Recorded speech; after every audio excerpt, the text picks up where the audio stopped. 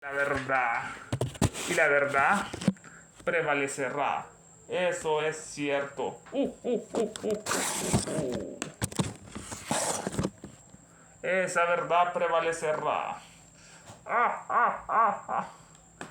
Y vamos ahí si nos quedamos acerca de lo que decía el gran Porfirio, el neoplatónico, acerca de los demonios. Son invisibles, pero saben revestirse de formas y configuraciones sujetas a numerosas variaciones, lo que se explica porque su naturaleza tiene mucho lo corpóreo en sí mismo. Esos demonios que son invisibles se revisten, son camaleónicos los demonios y usan configuraciones sujetas a numerosas variaciones. Lo que se explica porque su naturaleza tiene mucho de lo corpóreo en sí mismo, tienen esos elementos. Su morada de los demonios está en la vecindad de la tierra. Y cuando pueden escapar de la vigilancia de los buenos demonios, no hay travesura mal que no se atrevan a cometer los buenos. Un día emplearán la fuerza bruta, otro día la astucia. Así lo hacen. Así lo dice Porfirio, la obra de los sacrificios a dioses y demonios, capítulo segundo. Además comenta, es un juego de niños para ellos despertar en nosotros pasiones viles. Es un juego infantil. Es lo que hace Jehová y Alá, despiertan pasiones inferiores, quieren sacrificios de animales y holocaustos y guerras. Por eso es un juego de niños esos demonios provocar en nosotros pasiones viles. Impartir a las sociedades y naciones doctrinas turbulentas. El judaísmo, Moisés, o Mahoma y el Islam provocan guerras, Jehová y Alá. Se apoderan de naciones, del Vaticano y la Meca. Producen divisiones, sediciones y otras calamidades públicas. Y luego decirles a los humanos que todo esto es obra de los dioses. Hagan caso, que es obra de los dioses. Todo eso hacen estas bestias. Imparten a la sociedad y a las naciones doctrinas turbulentas, como quitarle el prepucio que hacen los judíos con Abraham. Son naciones pactadas por los oscuros, sangrientos demonios, como los israelitas y los ismaelitas. Querían sangre. Y producen calamidades públicas, divisiones, sediciones, provocan guerra, como las de Canaán, Jerusalén, Meca, cruzadas, bestias. Estamos engañados los seres humanos. Y luego dicen ellos que todo es obra de los dioses, de los demonios será. Estos espíritus se pasan el tiempo engañando y embaucando a los mortales, engañándolos y embaucándolos, creando a su alrededor ilusiones y prodigios. ¿Cuál mar rojo? Su división, su mayor ambición es pasar por dioses y almas de los espíritus muertos o desencarnados. Esa es la ambición que tienen esas bestias, que los adoren como dioses, por eso hacen prodigios e ilusiones. Jámblico, el gran teurgo de la escuela neoplatónica, un hombre hábil, experto en la magia sagrada, enseña lo siguiente: los demonios buenos se nos aparecen en la realidad, mientras que los malos pueden manifestarse pero bajo las formas sombrías de los fantasmas. Eso lo dice el gran teurgo, Jámblico, de la obra divina. Los demonios buenos se nos aparecen en cualquier momento en el día, mientras que los malos demonios como Jehová y Alá solo aparecen bajo las formas sombrías de fantasmas en la sinagoga o en la mezquita, en la noche. Además, corrobora Porfirio y dice lo siguiente: los buenos espíritus, los buenos demonios no temen a la luz, mientras que los malvados requieren la oscuridad. Las sensaciones que suscitan en nosotros nos hacen creer en la presencia y realidad de las cosas que nos muestran, aunque estas cosas estén ausentes. Son ilusionistas, despiertan nuestras sensaciones y nos hacen creer en la presencia y realidad de cosas que son ilusiones, presencia y realidad que muestran, aunque estas cosas estén ausentes. Como le dijo el demonio a Abraham: mira las estrellas, tu descendencia serán así. Aunque estas cosas estén ausentes, son ilusionistas. Lo dice Jámblico en su obra de los misterios de Egipto. Incluso los teurgos más experimentados encontraron peligro a veces en sus tratos con ciertos elementarios. Incluso estos grandes teurgos como Jámblico encontraron peligro a veces en el trato con estos demonios elementarios. Y tenemos a Jámblico afirmando lo siguiente: que los dioses Los ángeles y los demonios, así como las almas, pueden ser convocados a través de la vocación y la oración. Los dioses, ángeles mensajeros, los demonios, así como las almas, pueden ser convocadas a través de la evocación. Hay que llamarlos, evocarlos, y también la oración pura. Porque la oración sin intención no llega a ningún lugar. Pero cuando durante las operaciones mágicas teóricas se comete un error, tener cuidado. Tengan cuidado en esas operaciones. No imagines que te estás comunicando con divinidades benéficas que han respondido a tus fervientes oraciones, plegarias. No, porque ellos son demonios malos. No lo imagines, a que no da esta pista. Te estás comunicando con divinidades benéficas que han respondido a tus fervientes oraciones o plegarias, porque son demonios malos e engañadores. Porque los elementarios se revisten a menudo de la semejanza de los buenos dioses y asumen un rango muy superior al que realmente ocupan. Ese es el fraude y el engaño. Estos elementarios se revisten, se camuflajean camaleónicamente a menudo de la semejanza de los buenos dioses radiantes y asumen un rango muy superior al que realmente ocupan ellos. ¡Qué barbaridad! Su jactancia los traiciona. Son jactanciosos. Esto lo dice sobre la diferencia entre los demonios y las almas. Hace unos 20 años el barón Dupotet, disgustado con la indiferencia de los científicos que persistían obstinados en ver en los más grandes fenómenos psicológicos solo el resultado de hábiles engaños, patrañas, astucias, supercherías, dio rienda suelta a su indignación en los siguientes términos. El gran barón de Dupotet, que fue enviado por la fraternidad como el conde Cagliostro para iluminar a Occidente, un gran mesmerista, un gran magnetizador, el barón de Dupotet, un adepto, lo dice. Dice que era un adepto enviado por la fraternidad. Practicaba el mesmerismo y la curación magnética en París y en otras partes. Estaba enojado con la indiferencia de los científicos que persistían obstinados en ver a los más grandes fenómenos psicológicos como espiritistas, magnetistas. Solo miraban estos científicos el resultado de hábiles engaños, patrañas, astucias, supercherías. Dio rienda suelta a su indignación en los siguientes términos. El varón dice: aquí estoy, en camino, puedo decir con verdad, a la tierra de las maravillas, país de las maravillas. Estoy preparado para escandalizar cada opinión y provocar la risa de nuestros más ilustres científicos. Está preparado para escandalizar cada opinión y provocar la risa de esos más ilustres científicos. Porque estoy convencido de que existen fuera de nosotros agentes de una potencia inmensa. Estoy convencido que así es, que existen fuera de nosotros estos agentes de una potencia inmensa, de una gran fuerza o espíritus que están fuera, que pueden entrar en nosotros por nuestros ojos, por nuestros oídos, pueden mover nuestras extremidades y órganos y usarnos como les plazca. Eso es una posesión. Pueden entrar en nosotros, mover nuestras piernas y órganos y usarnos como les plazca. Era después de todo la creencia de nuestros padres antiguos y de toda la antigüedad, esa creencia. Cada religión emitió la realidad de los ángeles espirituales. Cada religión hablaba de los ángeles, de los agentes espirituales, los mensajeros, ángelos, recordando innumerables fenómenos que he producido a la vista de miles de personas. Dupotet hacía curaciones delante de miles de personas. Viendo la bestial indiferencia de la ciencia oficial, bestial indiferencia de esa ciencia, en presencia de un descubrimiento que transporta la mente a las regiones de lo desconocido. Transporta la mente a las regiones de lo desconocido como la psicometría. Un anciano en el preciso momento en que debería estar naciendo.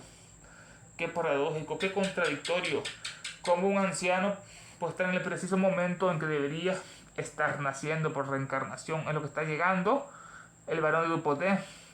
Esto es lo que transporta la mente a las regiones de lo desconocido. Imagínense un anciano que está a punto de estar naciendo.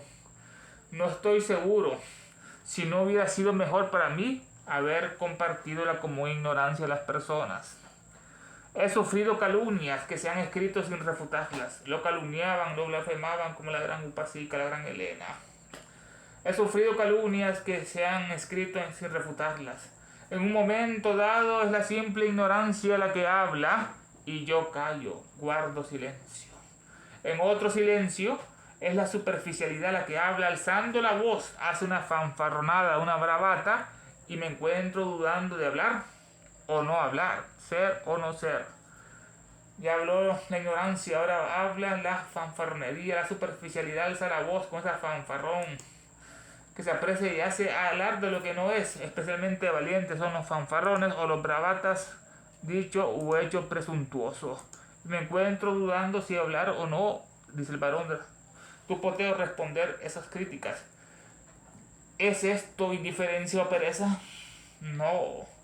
¿Tener el miedo, el poder de paralizar mi espíritu? No, no es el miedo que paraliza tu espíritu. Ninguna de estas causas me afecta. Sé simplemente que es necesario probar lo que uno afirma y esto me frena. Hay que probar toda afirmación, como dice la ciencia, y eso lo frena porque tenía conocimiento secreto. Porque al justificar mis afirmaciones, al mostrar el hecho vivo, el hecho viviente que prueba mi sinceridad y la verdad, traduzco fuera del recinto del templo la sagrada inscripción que no se puede profanar. Así lo dice el varón de Dupoteo. Uno debe afirmar lo que uno prueba. Y esto lo frenaba. Porque al justificar mis afirmaciones le puede dar conocimiento secreto. Puede mostrar el hecho viviente, el hecho vivo. Puede mostrar la materialización de lo espiritual. Que prueba mi sinceridad y la verdad, ese hecho viviente es la prueba de su sinceridad y su verdad. Cuando él hace eso, traslada o traduzco fuera del gran recinto del templo la sagrada inscripción, el Om, la palabra sagrada, el Pranava, que ningún ojo profano debe leer jamás. Nunca deben leer esa sagrada inscripción, que ningún ojo profano pueda leerla jamás. ¿Dudas de la hechicería y la magia? ¿Tienes dudas sobre la hechicería y la magia? Oh, verdad, tu posesión es una carga muy pesada. Oh, verdad, tu posesión es lo que hace la vida lo más hermoso. Oh, verdad, tu posesión es una carga pesada. Esto lo dice Dupoteo, el varón, en su obra La magia develada, como la Isis develada. Qué bella expresión. Como cierra ese discurso el varón de Dupoteo. Oh, verdad, tu posesión es una carga sagrada y no pesada, debería decir. Con un fanatismo que uno podría buscar en vano fuera de la Iglesia Católica, en cuyo interés escribe Desmous, cita el lenguaje anterior, como prueba positiva de que este sabio devoto, el varón Dupoteo, y todos los que comparten su creencia, se han entregado al dominio del maligno, del demonio, Satanás ortodoxo. Ese es el fanatismo, con ese fanatismo que uno podría buscar en vano fuera de la iglesia, solo está dentro de ese fanatismo, en cuyo interés escribe este Desmous, muy comentado. Roger Desmous nació en 1805, era un periodista y escritor, escribió varios libros denunciando a las sociedades secretas y a la masonería, en eso tenía razón, como costumbres. También escribió la obra Costumbres y Prácticas de los Demonios. Esto así este varón, los monks. Pero no hablaba de las bestias jesuitas, solo los masones, sociedades secretas que sí conspiran. Así como es todo lo anterior que dijo Dupoteo, que puede mostrar el hecho viviente, esto es una prueba positiva, según Desmous, de que este sabio devoto Dupoteo y todos los que lo siguen o comparten su creencia, se han entregado al dominio del maligno, han entregado su alma a Satanás, que así sea. El maligno. La autocomplacencia es el obstáculo más serio para la iluminación del espiritista moderno. Esta autocomplacencia, pasamos al espiritismo, es el obstáculo más serio para la iluminación del movimiento espiritista moderno. ¿Qué impide la iluminación de los espiritistas? La autocomplacencia. Sus 30 años de experiencias con los fenómenos les parecen suficientes para haber establecido relaciones intermundanas sobre una base inexpugnable, inaccesible. Desde 1840 al 70, sus 30 años de experiencia en el movimiento espiritista de Allan Kardec, el espiritista, Allan Kardec. Sus 30 años de experiencias con los fenómenos de estos espiritistas le parecen suficientes para haber establecido relaciones intermundanas sobre una base inexpugnable o inaccesible. Así los seguidores de Allan Kardec hacen esto. Sus 30 años de experiencia con estos fenómenos le parecen suficientes para haber establecido relaciones intermundanas sobre una base inexpugnable, invencible, imposible de conquistar. Creen que ya lo sabían todos, que solo por medio de un medio se comunicaban las fuerzas espirituales, que no es así, se ocupan la pureza. Así es la autocomplacencia de estos espiritistas. Sobre una base la han establecido irrefutable, según ellos. Sus 30 años de experiencias con los fenómenos le parecen suficientes para haber establecido las relaciones intermundanas sobre una base irrefutable. Sus 30 años no solo le han traído la convicción de que los muertos se comunican y prueban así la inmortalidad del espíritu. Eso fue esa creencia que ayudó a desgarrar lo que es el materialismo. 30 años no solo le han traído la convicción de que los muertos se comunican. Y así, con esta prueba tangible, demostramos la inmortalidad del espíritu que vive después de la carne. Sino que también han instalado en su mente los espiritistas la idea de que poco o nada se puede saber del otro mundo, excepto a través de los medios. También se ha instalado en su mente esa idea que solo podemos conocer el más allá, el otro mundo, excepto a través de sus medios. Falso.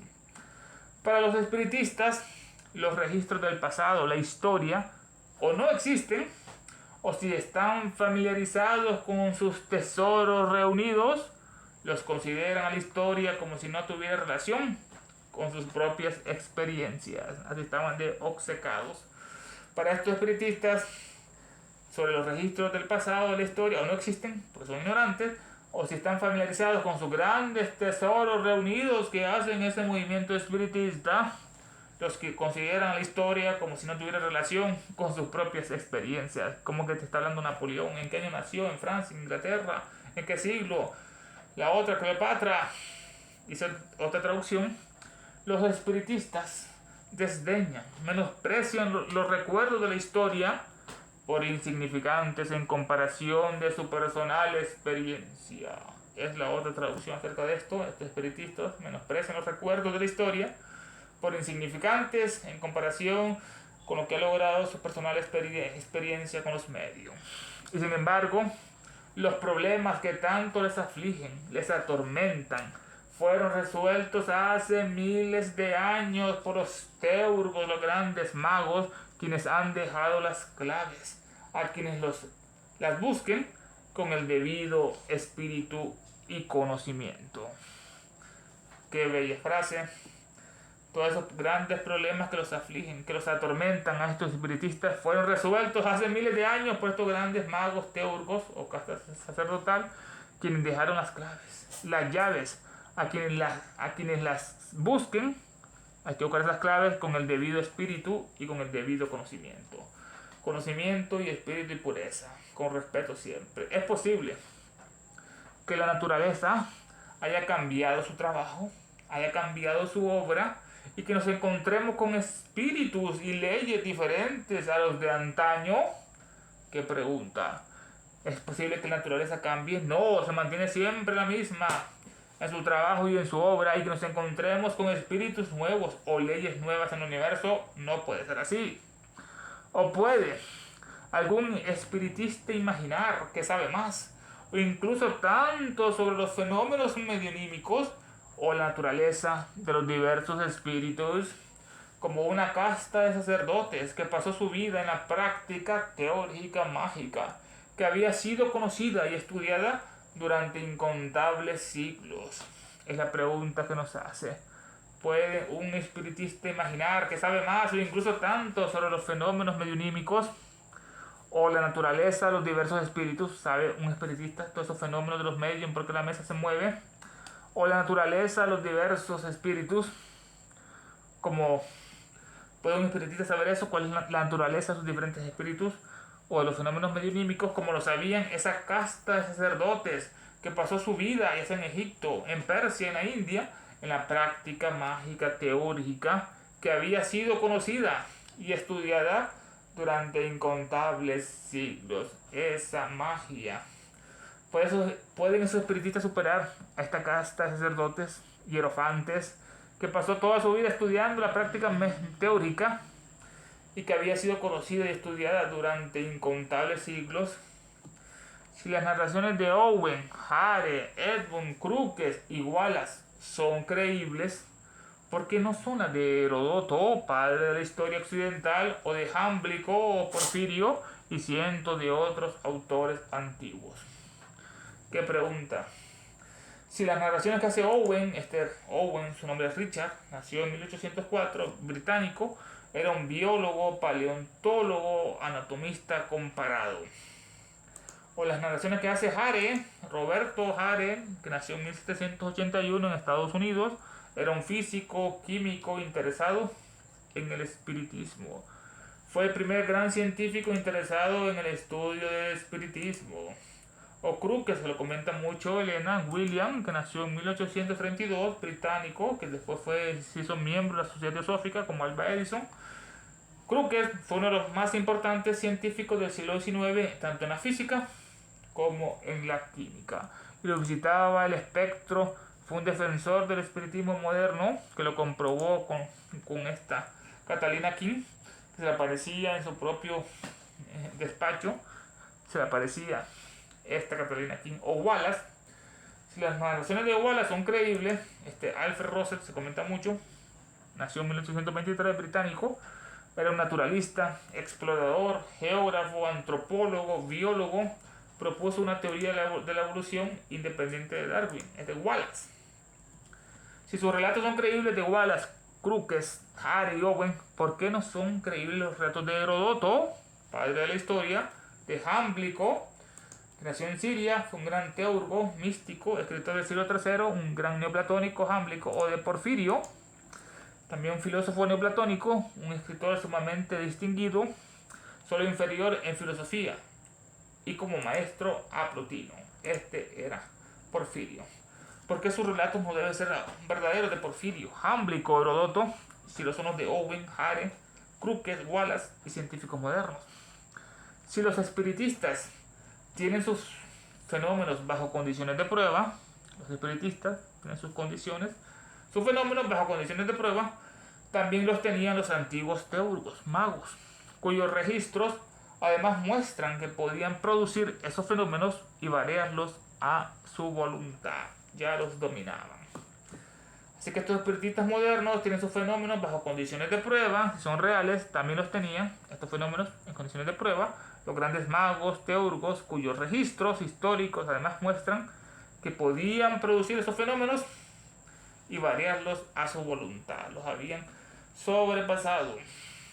El día en que este hecho sea reconocido y las inútiles especulaciones de los investigadores modernos darán lugar al paciente estudio de las obras de los teurgos, marcarán el amanecer dorado de nuevos importantes descubrimientos en el campo de la psicología. Así que cuando se compruebe que estos antiguos teurgos, que sus registros además podían producir los fenómenos medionímicos a su voluntad, producirlos y variarlos a su voluntad, estos fenómenos, ese día en que este hecho sea probado, que sea reconocido, y las inútiles especulaciones de los investigadores modernos, los científicos, se dejan a un lugar y den paso al paciente estudio de las obras de los teurgos. Esas son las recomendaciones que nos hace Leno.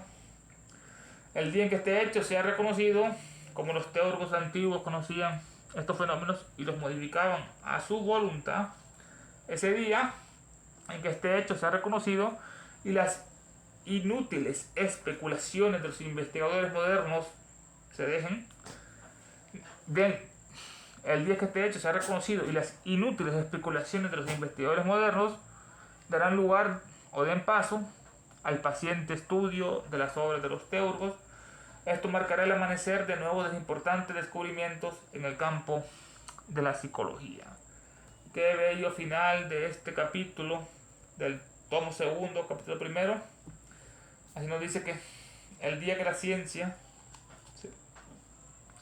se dé cuenta que los antiguos teurgos, cuyos registros además muestran que podían producir los fenómenos y variarlos a su voluntad, ese día que este hecho se ha reconocido y que las inútiles especulaciones de los investigadores modernos, esas inútiles especulaciones que no dan nada productivo, se transformarán y darán lugar al paciente estudio. Se ocupa una paciencia para estudiar estas grandes obras. Darán lugar al paciente estudio de las grandes obras de los teólogos como Jámblico, Porfirio y tantos otros. Esto marcará el amanecer de nuevos e importantes descubrimientos en el campo de la psicología como de la psicometría. Bello final excelso del capítulo primero del tomo 2 de esta obra. Y pasamos al capítulo segundo, que comienza con estos epígrafes, estos epítetos. Primero de Thomas Taylor, dice una expresión que está en griego: suenan los hombres. Suenan. Dice la traducción que más o menos te habla de la tríada, el neuma y el dios Pat. La mónada, que se transforma en tres, pues hace el neuma, la respiración, el aliento, el prana, y el gran dios Pat de los egipcios. Esto lo dice Thomas Taylor, que nació en 1758, era un británico, traductor y neoplatónico, el primero en traducir al inglés las obras completas de Aristóteles y Platón. También tradujo los fragmentos órficos. Le cantaba el griego, que lo hablaba con su mujer en su casa, en Inglaterra. Suenan los hombres. Las almas, dice otro, las almas más poderosas perciben la verdad a través de sí mismas y son de una naturaleza más inventiva. Tales almas se salvan a través de su propia fuerza, según el oráculo. Lo dice Proclus. Las almas más poderosas o portentosas perciben la verdad a través de sí mismas. Lo tienen dentro, lo sienten que palpita como el corazón, está arriba en la mente, en el espíritu. Estas almas más poderosas perciben intuitivamente la verdad, porque Buddhi ha iluminado su mente abstracta, se ha superado, se ha elevado. Han formado el Antankarana. Las almas más poderosas perciben la verdad intuitivamente a través de sí mismos. Todo está dentro. Y son estas almas de una naturaleza más ingeniosa, más inventiva. Tales almas se salvan a través de su propio esfuerzo, de su propia fuerza, según dice el oráculo, como esta querida Helena del Inca, Buda y tantos otros más, Krishna, los maestros. Tales almas se salvan a través de su propia fuerza, según dice el oráculo. Esto lo dice Proclo. Este era un gran escritor místico griego, conocido como comentador de Platón del siglo V, Proclus.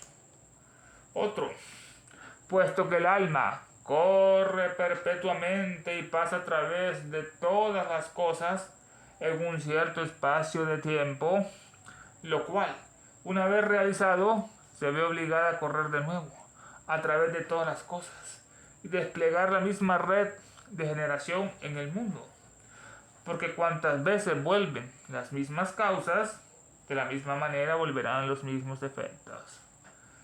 Esto lo dice Ficina en sus oráculos caldeos. Puesto que el alma o la mónada corre perpetuamente a través de todos los reinos, de todas las cosas, los elementos, minerales, planta, animal, humano, etc.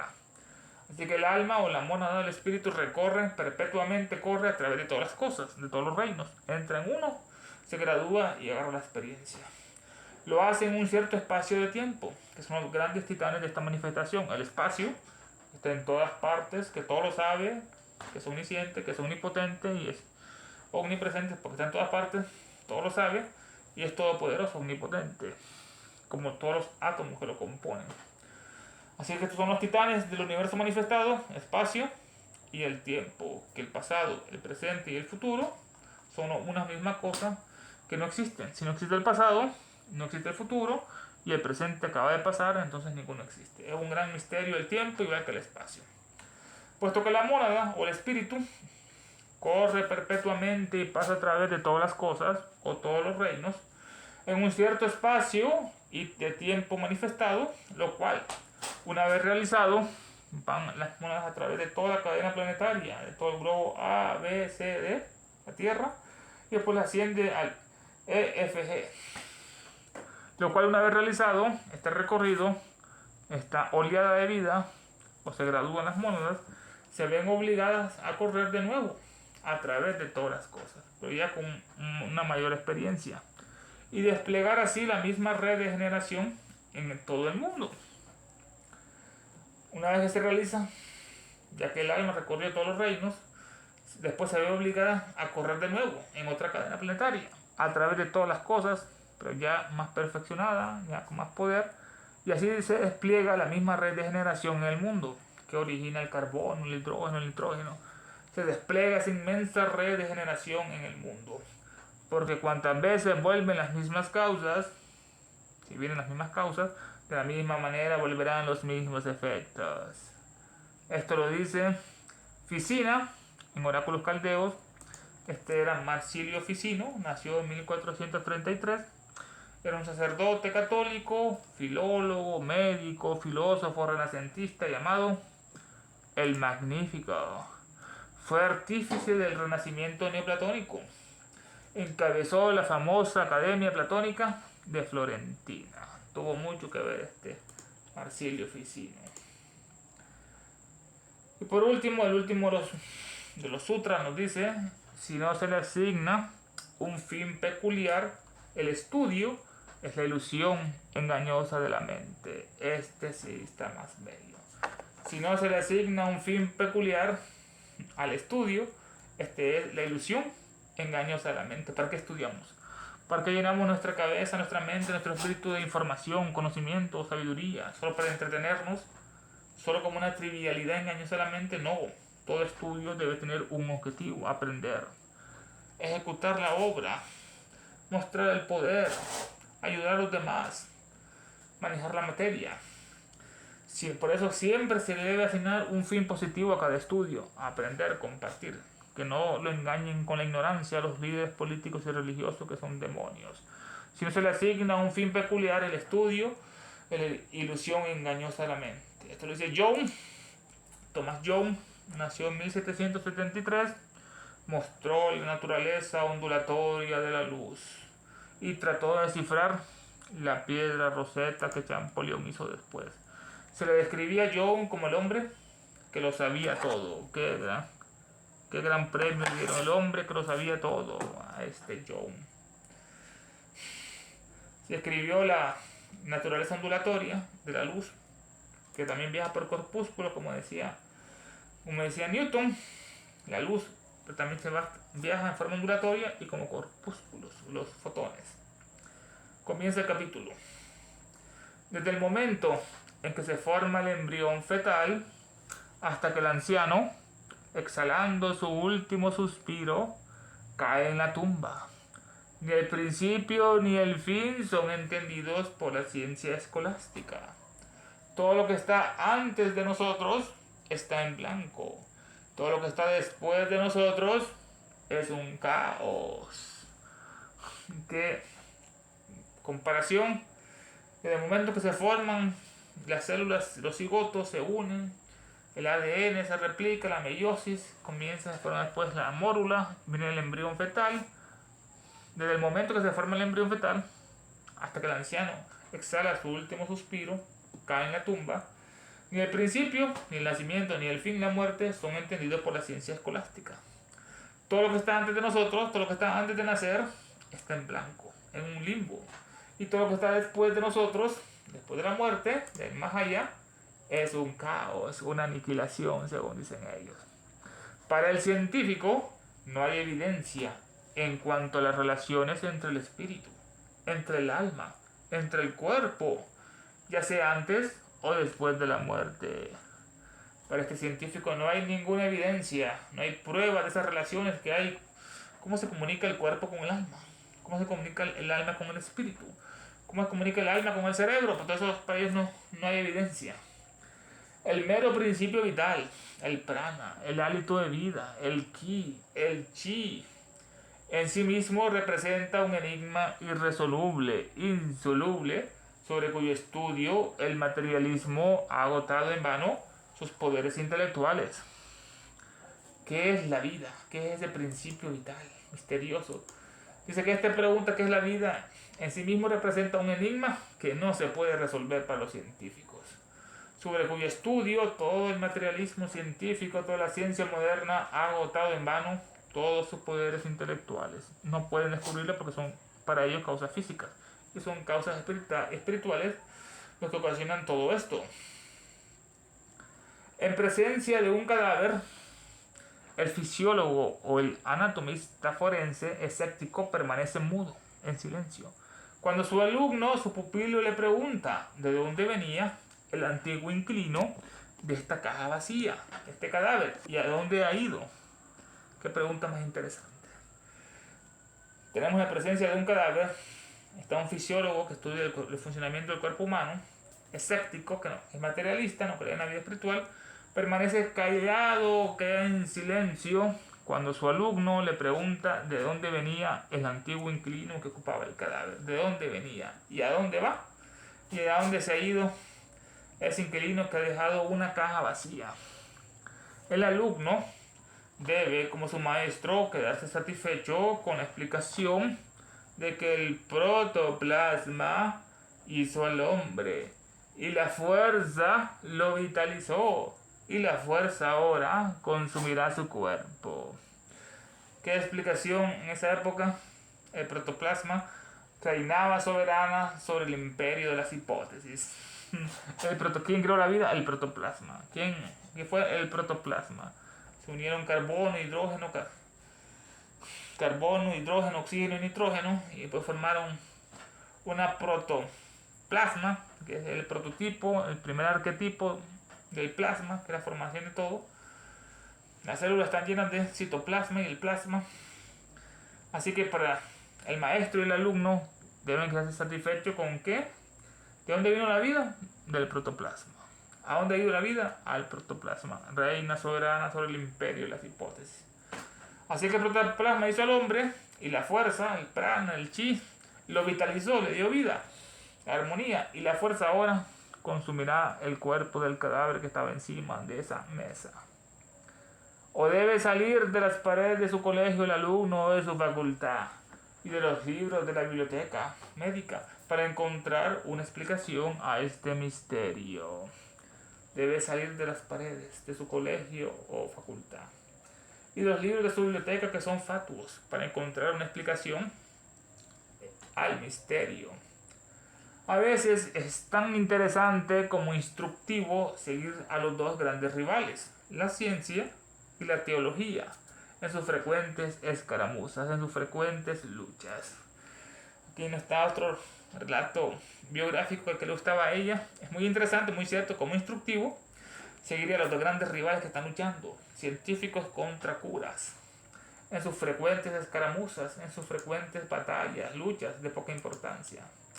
No todos los hijos de la iglesia son tan infructuosos, inútiles en sus intentos de defensa como el pobre abad Moinot de París. No todos, como se sabe, perdió la teología, no la ciencia, solo las luces. No todos los hijos de la iglesia son tan infructuosos, inútiles, improductivos en sus intentos de defender a la iglesia, como el pobre abad Moinot de París. Este se llamaba Francois Napoleón María, nació en 1804, era un sacerdote jesuita, un físico y escritor. Este respetable y sin duda bien intencionado divino teólogo, en sus inútiles intentos de refutar los argumentos librepensadores de Huxley, Tyndall y de Boyce Raymond y muchos otros, se ha encontrado con un triste fracaso. Este respetable abad Moinot era bien intencionado, era teólogo, dice que está divino, en sus inútiles intentos infructuosos de refutar, que quería rechazar la validez de la idea o afirmación de otra persona mediante razones y argumentos. Quería refutar los argumentos, este abad libre pensadores argumentos de Huxley, que se lo menciona bastante, Thomas Henry, nació en 1825, británico, era un biólogo, filósofo, le decían el Bulldog de Darwin, por su defensa férrea a la teoría evolucionista, el Bulldog de Darwin. Huxley o Tyndall, que era el científico, uno de los más científicos más afamados de su época, como Tesla, o los argumentos librepensadores de Boyce Reynon, se llamaba Emil, nació en 1818, era un alemán, médico, fisiólogo, descubridor del potencial eléctrico de acción nervioso, cómo viaja la sinapsis, el impulso eléctrico en las neuronas, en la mielina, etc. Así que no podía con ellos este abad, ni con Huxley, ni Tyndall, ni Bob Raymond, y muchos otros se han encontrado con un triste fracaso. En sus antídotos argumentos, su éxito era más que dudoso, y como recompensa por sus problemas, la congregación de la iglesia, del índice, prohíbe la circulación de su libro entre los fieles. Es lo que le hicieron a Abad Muñoz, lo mismo que le hicieron a otro, a Bakú, cuando viajó al Tíbet y descubrió que ahí estaba la verdad del origen del cristianismo, estaba en el Tíbet. Que todas las ceremonias y rituales católicos eran casi idénticos, o idénticos de 41 a 45, 41 eran idénticos a la iglesia tibetana. Todo viene de Oriente.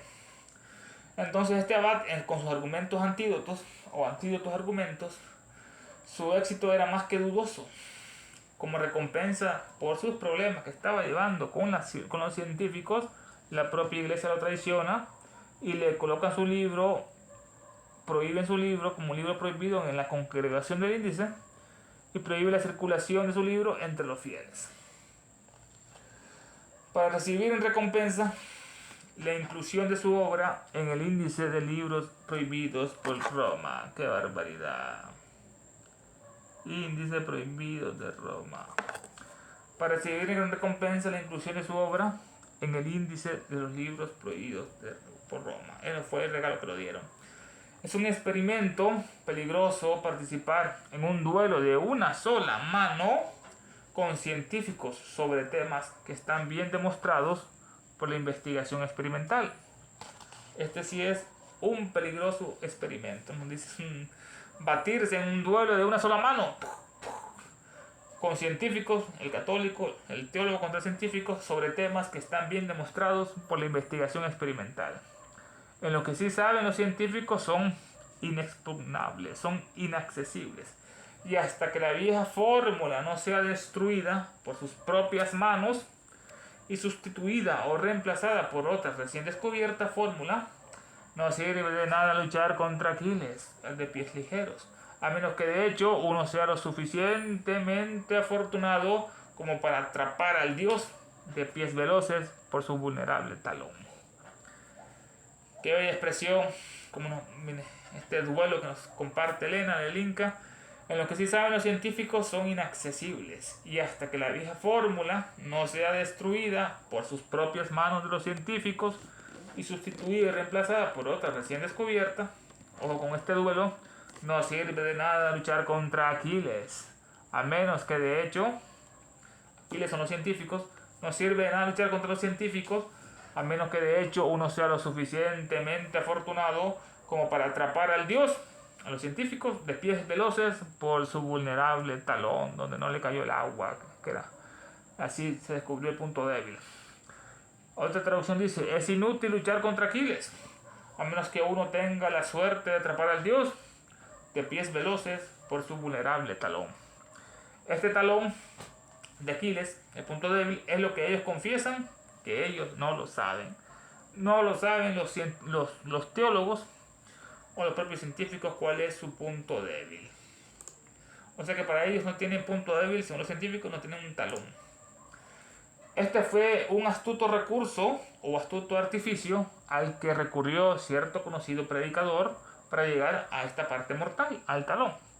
Fue un astuto recurso o astuto artificio, que es un procedimiento o medio ingenioso para conseguir encubrir o simular algo. Este fue un astuto recurso o astuto artificio al que recurrió cierto conocido predicador para llegar a esta parte mortal de los científicos, el talón. Lo encontró. Antes de que nosotros procedamos a narrar los hechos extraordinarios, aunque bien auténticos, con los que intentamos llenar este capítulo, será una buena política mostrar una vez más cuán falible es la ciencia moderna en cuanto a cada hecho de la naturaleza que no pueden ser probados ni por sus retortas ni por sus crisoles. Qué bello final de este estudio. Antes de que nosotros procedamos a narrar los hechos extraordinarios, son hechos extraordinarios que nos va a compartir, aunque bien autenticados, no son falsos, muchas pruebas, con lo que intentamos llenar este capítulo segundo. Será una buena política mostrar una vez más cuán falible, cómo se puede equivocar la ciencia moderna en cuanto a cada hecho de la naturaleza que ellos no pueden probar ni por sus retortas ni por sus crisoles. Será una buena política mostrar una vez más cuán falible es la ciencia moderna en cuanto a cada hecho de la naturaleza. ¿Cómo se pueden equivocar los científicos en cada hecho de la naturaleza que no pueden ser probados esos hechos ni por sus retortas ni por sus crisoles? La retorta era una vasija de forma cónica, de cuello muy largo que estaba para hacia abajo, que se utilizaba en la destilación. Ponían un líquido a hervir, se iba después gota a gota por vapor, se destilaba. Así lo comprobaban los científicos en sus retortas. No lo pueden comprobar estos hechos de naturaleza, pero son tan falibles ni tampoco en sus crisoles, que eran recipientes que se emplean para fundir alguna materia a temperatura muy elevada. Esos eran los crisoles. Será buena política mostrar una vez más cuán falible como falla la ciencia moderna en cuanto a cada hecho de la naturaleza que no pueden ser probados ni por sus retortas ni por sus crisoles. Y estamos llegando a la parte culminante del estudio de esta noche, que le vamos a cerrar con las siguientes evocaciones. Satanás es nuestro Dios, nada nos faltará. Blavatsky es nuestra diosa, todo lo perderá. ¡Ave Satán! Que aquellos que son la encarnación del odio inmortal bendigan con su guía y auxilio a esta logia y a este demonio, fundada para la promoción de sus planes. Quieran ellos inspirarla con su sabiduría, fortalecerla con su poder y vigorizarla con su actividad. Invocación al demonio solar sobre la guerra del mundo. Nos inclinamos con devoción y reverencia ante la sagrada presencia invisible, el diablo en el universo, el logo central universal, nuestro logo solar, la jerarquía satánica, la jerarquía diabólica, Nuestra Señora Blavatsky, la madre del mundo, el señor Buda, el Manu Vaisvata, el Bodhisattva señor Maitreya, el Mahachohan, Mahasura, los 7 Chohanes y los diablos maestros de la gran fraternidad oscura. Y fervorosamente les pedimos que los poderes de sabiduría, de odio, de oscuridad y guerra circundan, encadenen a la humanidad entera e inspiren a los dirigentes de todas las naciones, especialmente a los que sufren disturbios, guerras, catástrofes, enfermedades y tanto más, que aquellos poderes que siempre trabajan por el mal, el progreso y la ciencia de la humanidad inspiren a los dirigentes de todas las naciones para que se establezca sobre la tierra una guerra verdadera y sufrimientos perdurables, que las fuerzas de las tinieblas venzan a las fuerzas de la luz, para que el mal, el progreso y la ciencia de la maldita humanidad entera, que la guerra y la maldición de los diabólicos seres se derramen por el mundo, que los poderes de sabiduría, tinieblas, odio envuelvan a todos los seres y criaturas, a todos los hombres y mujeres de esta tierra. Hay una sola vida, una sola satanicidad de hombres y mujeres y una destrucción de naciones, que el espíritu de desunión y odio incompasivo que no conoce barreras se apoderen del planeta entero. Y ahora la última. Del cielo cayó un lucero. Su nombre es luz cósmica manifestada, unidad de la vida única, celeste Shukra resplandeciente, hoy manifestada conciencia proterva, Fujad indómito dietérico, eterno entre los eones, rayo prometeico mambantárico, que tu luz descienda hacia nosotros, que la fuerza se encienda y que el gran Satán prevalezca. Que todo aquel que se sienta uno contigo, sea por lo tanto que no es uno con todos los demás. Despertad, criaturas diabólicas. Es hora de volver a la superficie. Él volverá. Es el fin de una era. Queremos justicia diabólica, pero dánoslas ya.